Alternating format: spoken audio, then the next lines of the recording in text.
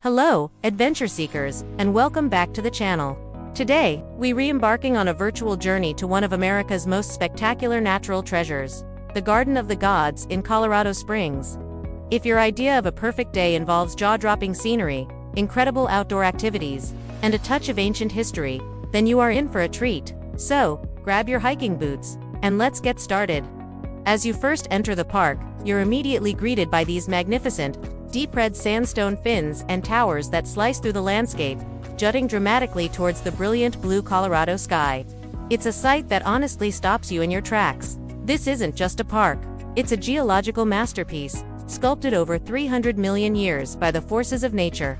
The sheer scale and color are something you have to see to believe. Let's talk about some of the stars of the show.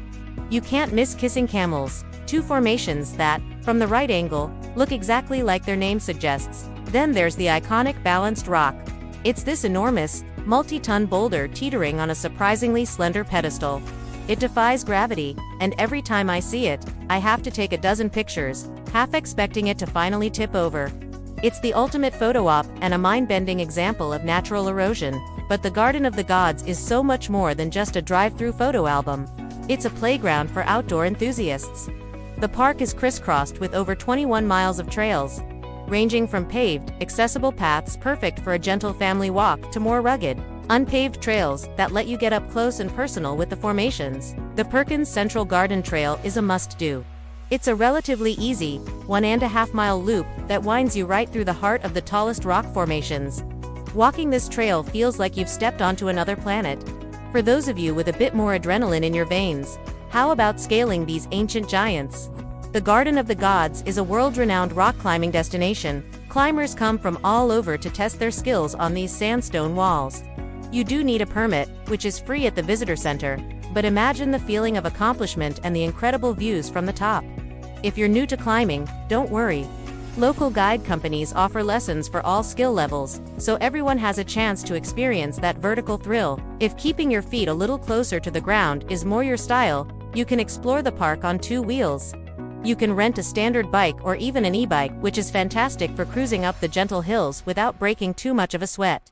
There are also guided tours available, like the open-air Jeep tours or even Segway tours, which are a super fun and unique way to learn about the park's geology and history from a knowledgeable guide.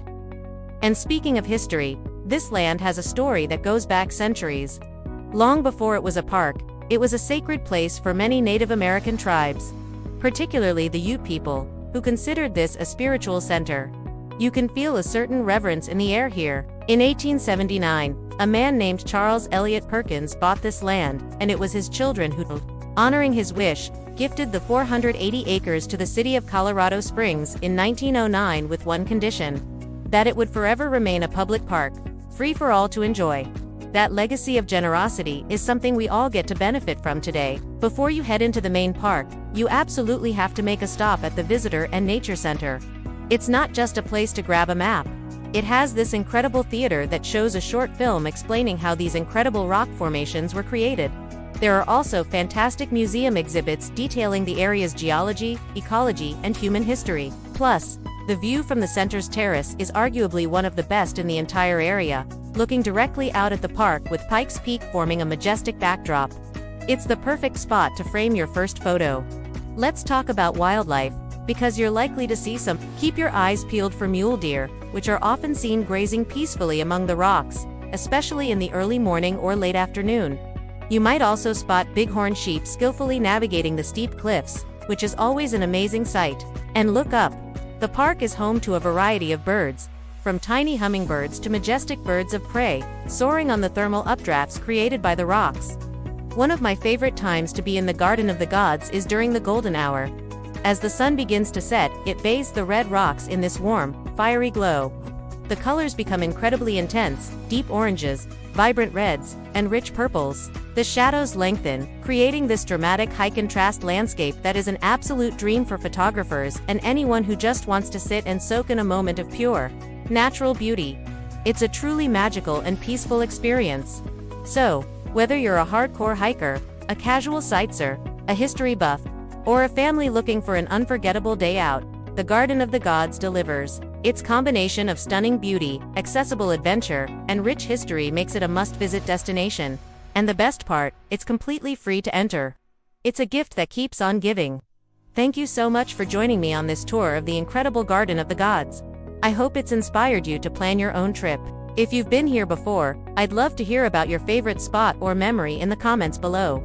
If you enjoyed this video and want to see more adventures like this, please give it a thumbs up, subscribe to the channel, and ring that notification bell so you don't miss our next journey.